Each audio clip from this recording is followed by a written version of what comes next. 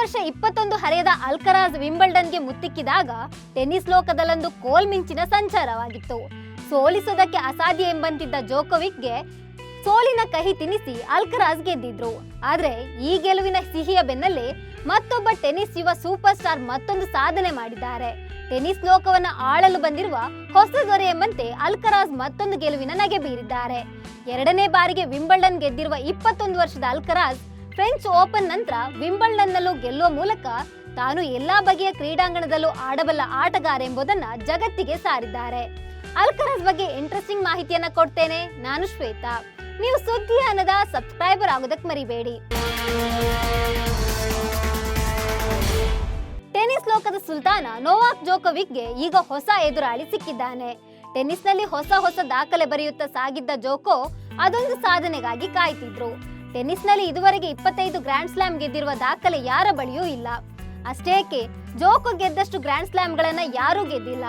ಇದುವರೆಗೆ 24 ಗ್ರ್ಯಾಂಡ್ ಸ್ಲಾಮ್ಗಳನ್ನ ಗೆದ್ದಿರುವ ಜೋಕೋ 25ನೇ ಪ್ರಶಸ್ತಿಗಾಗಿ ಕಾಯ್ತಿದ್ದಾರೆ. ಈ ಬಾರಿಯ ವಿಂಬಲ್ಡನ್ ನಲ್ಲಿ ಗೆದ್ದು 25 ಗ್ರ್ಯಾಂಡ್ ಸ್ಲಾಮ್ ಗೆದ್ದ ಮೊದಲ ಮತ್ತು ಏಕೈಕ ಆಟಗಾರ ಎಂಬ ಸಾರ್ವಕಾಲಿಕ ದಾಖಲೆ ಬರೆಯಲು ಮುಂದಾಗಿದ್ರು. ಆದ್ರೆ ಅವರ ಸಾಧನೆಯನ್ನ ಮತ್ತದೇ ಕಾರ್ಲೋಸ್ ಅಲ್ಕರಾಜ್ ಬ್ರೇಕ್ ಹಾಕಿದ್ದಾರೆ.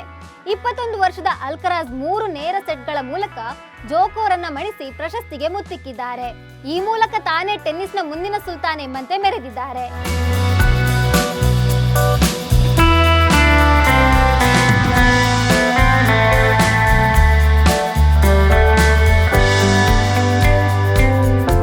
ಕಾರ್ಲೋಸ್ ಅಲ್ಕರಾಜ್ ಅವರು ಸ್ಪ್ಯಾನಿಷ್ ಮೂಲದವರು. ಅವರ ತಂದೆ ಕಾರ್ಲೋಸ್ ಅಲ್ಕರಾಜ್ ಗೊನ್ಜಾಲೆಜ್, ತಾಯಿ ವರ್ಜಿನಿಯಾ ಗಾರ್ಫಿಯಾ ಎಸ್ಕಾಂಡನ್. ಅಲ್ಕರಾಜ್ ಅವರು ಮೇ 5, 2003 ಸ್ಪೇನ್ನ ಮರ್ಸಿಯಾದ ಪಾಲ್ಮಾರ್ ನಲ್ಲಿ ಜನಿಸಿದ್ರು. ಅವರ ತಂದೆ ದೇಶದ ಅಗ್ರ 40 ಟೆನ್ನಿಸ್ ಆಟಗಾರರಲ್ಲಿ ಒಬ್ಬರಾಗಿದ್ರು ಮತ್ತು 90ರ ದಶಕದ ಆರಂಭದಲ್ಲಿ ವೃತ್ತಿಪರವಾಗಿ ಸ್ಪರ್ಧಿಸಿದ್ರು.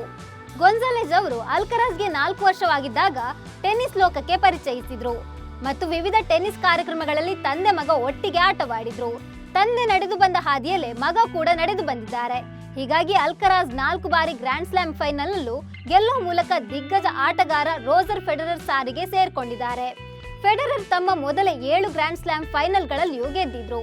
ಅಂದಹಾಗೆ ಅಲ್ಕರಾಜ್ ಗ್ರ್ಯಾಂಡ್ ಸ್ಲಾಮ್ ಟೂರ್ನಿಗಳಲ್ಲಿ ಫೈನಲ್ ಗೇರಿದ ಎಲ್ಲಾ ಬಾರಿಯೂ ಪ್ರಶಸ್ತಿ ಗೆದ್ದು ಅಜೇಯ ಓಟ ಮುಂದುವರಿಸಿದ್ದಾರೆ. ಅಲ್ಕರಾಜ್ 2022ರ US ಓಪನ್, 2023ರ ವಿಂಬಲ್ಡನ್ ಹಾಗೂ 2024ರ ಫ್ರೆಂಚ್ ಓಪನ್ ನಲ್ಲಿ ಗೆದ್ದಿದ್ದ ಅಲ್ಕರಾಜ್ ಇದೀಗ 2024ರ ವಿಂಬಲ್ಡನ್ ಫೈನಲ್ ನಲ್ಲಿ ಗೆದ್ದು ಸಂಭ್ರಮಿಸಿದ್ದಾರೆ. ಜೋಕೋವಿಕ್ ರನ್ನ ಗ್ರ್ಯಾಂಡ್ ಸ್ಲಾಮ್ ಫೈನಲ್ಗಳಲ್ಲಿ ಸತತ 2 ವರ್ಷ ಸೋಲಿಸಿದ ಕೇವಲ 2ನೇ ಆಟಗಾರ ಅಲ್ಕರಾಜ್. ಈ ಸಾಧನೆಯನ್ನ ಅಲ್ಕರಾಜ್ಗೂ ಮೊದಲು ರಫೇಲ್ ನಡಾಲ್ ಮಾತ್ರ ಮಾಡಿದ್ರು. ಫ್ರೆಂಚ್ US ಓಪನ್ ನಲ್ಲಿ ನಡಾಲ್ 1ಕ್ಕಿಂತ ಹೆಚ್ಚು ಬಾರಿ ಜೋಕೋವಿಕ್ ರನ್ನ ಸೋಲಿಸಿದ್ದಾರೆ. ಇನ್ನು ಕಾರ್ಲೋಸ್ ಅಲ್ಕರಾಜ್ ಆಟಕ್ಕೆ ಸೋಲದ ಮನಗಳಿಲ್ಲ. ಅದೇ ರೀತಿ ಈ ಯುವ ಸ್ಟಾರ್ ಆಟಗಾರರನ್ನ ಪ್ರೀತಿಸುವ ಹೃದಯಗಳು ಅಪಾರ ಸಂಖ್ಯೆಯಲ್ಲಿವೆ. ಆದ್ರೆ ಅಲ್ಕರಾಜ್ ಅವರ ಹೆಸರು ಮಾತ್ರ ಒಂದು ಸುಂದರವಾದ ಚೆಲುವೆಯೊಂದಿಗೆ ತಳುಕು ಹಾಕೊಂಡಿದೆ. ಹೌದು, ಕಾರ್ಲೋಸ್ ಅಲ್ಕರಾಜ್ ಅವರ ಗೆಳತಿಯ ಹೆಸರು ಮರಿಯಾ ಗೊನ್ಜಾಲೆಜ್. ಮರಿಯಾ ಕೂಡ ಟೆನ್ನಿಸ್ ಆಟಗಾರ್ತಿಯಾಗಿದ್ದಾರೆ. ಅಲ್ಕರಾಜ್ ಮತ್ತು ಮರಿಯಾ ಬಹಳ ಸಮಯದಿಂದ ಪರಸ್ಪರ ಡೇಟಿಂಗ್ ಮಾಡ್ತಿದ್ದಾರೆ. ಕಾರ್ಲೋಸ್ ಮತ್ತು ಮರಿಯಾ ಸ್ಪೇನ್ನ ಒಂದೇ ನಗರದವರಾಗಿದ್ದು ಈ ಇಬ್ಬರ ಸಂಬಂಧ ಇನ್ನೂ ಬಹಿರಂಗಗೊಂಡಿಲ್ಲ. ಮರಿಯಾ ಗೊನ್ಜಾಲೆಜ್ ಅವರು ಅಲ್ಕರಾಜ್ಗಿಂತ 3 ವರ್ಷ ದೊಡ್ಡವರಾಗಿದ್ದಾರೆ. ವರದಿಗಳ ಪ್ರಕಾರ ಕಾರ್ಲೋಸ್ ಮತ್ತು ಮರಿಯಾ ಅಕಾಡೆಮಿಯಲ್ಲಿ ಭೇಟಿಯಾಗಿದ್ರು. ಕಾರ್ಲೋಸ್ ಕೂಡ ಅಲ್ಲಿ ತರಬೇತಿ ಪಡಿತಾ ಇದ್ರು. ಇಬ್ಬರು ಒಂದೇ ಟೆನ್ನಿಸ್ ಅಕಾಡೆಮಿಯಲ್ಲಿ ತರಬೇತಿ ಪಡೆಯುತ್ತಿದ್ದಾಗ ಸ್ನೇಹಿತರಾಗಿದ್ರು. ಕಾರ್ಲೋಸ್ ಮತ್ತು ಮರಿಯಾ ಅವರ ಸ್ನೇಹ ಪ್ರೀತಿಗೆ ತಿರುಗಿತು. ಟೆನ್ನಿಸ್ ಆಡುವುದಲ್ಲದೆ ಮರಿಯಾ ಕಾನೂನು ಶಾಸ್ತ್ರ ಓದುತ್ತಿದ್ದಾರೆ. ಸ್ನೇಹಿತರೆ, ಅಲ್ಕರಾಜ್ಗೆ ಕೇವಲ 21 ವರ್ಷ. ಹೀಗಾಗಿ ಟೆನ್ನಿಸ್ ಅಂಗಳದಲ್ಲಿ ಯುವ ಸ್ಟಾರ್ ಅನ್ನೋದು ಪಟ್ಟ ಕಟ್ಟಿರೋದು. ಕೇವಲ 21 ವರ್ಷಗಳಲ್ಲಿ ಟೆನ್ನಿಸ್ ದಿಗ್ಗಜರ ಬೇಟೆಯಾಡುತ್ತಾ ಒಂದೊಂದೇ ಗೆಲುವಿನ ನಗೆ ಬೀರುತ್ತಾ ಭವಿಷ್ಯದಲ್ಲಿ ವಿಂಬಲ್ಡನ್ ದೊರೆಯಾಗಲು ಹೊರಟಿದ್ದಾರೆ ಅಲ್ಕರಾಜ್.